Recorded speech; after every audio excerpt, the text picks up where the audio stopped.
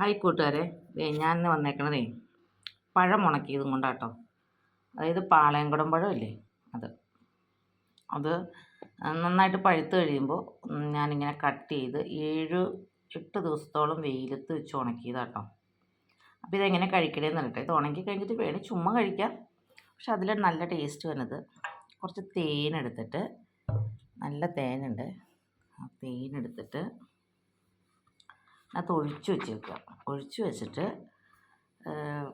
ഇടയ്ക്കിടയ്ക്ക് ഇങ്ങനെ എടുത്ത് കഴിക്കാൻ നല്ല ടേസ്റ്റാണ്. കണ്ടോ? പിന്നെ വേണമെങ്കിൽ തേങ്ങയിട്ട് വരട്ടി ശർക്കരയൊക്കെ ഇട്ട് ഉണ്ടാക്കാം. പക്ഷേ എനിക്കിഷ്ടം എന്താ ഇങ്ങനെ തേനിലിട്ട് വയ്ക്കാൻ പോവാം. വരണിയിലിട്ട് വെച്ചാൽ ഇടയ്ക്കിടയ്ക്ക് എടുത്ത് കഴിക്കാം. നല്ല ടേസ്റ്റാട്ടോ. ഈ പാളയംകുടം പഴം പഴുത്ത് ഉണക്കാലൊക്കെ വളരെ നല്ലതാണ്.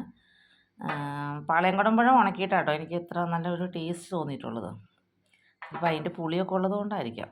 അപ്പം നിങ്ങളൊന്ന് ട്രൈ ചെയ്ത് നോക്കതേ. കണ്ടോ? ഹണിയുടെ പാത്രത്തിലിട്ട് വെച്ചേക്കും. ഇതിങ്ങോട്ട് കുലുക്കി നിങ്ങൾക്ക് ശരിക്കും അങ്ങ് തേൻ പിടിച്ച് കഴിയുമ്പോൾ കഴിക്കാൻ നല്ല സുഖം. അപ്പോൾ ഒന്ന് ട്രൈ ചെയ്ത് നോക്കണേ.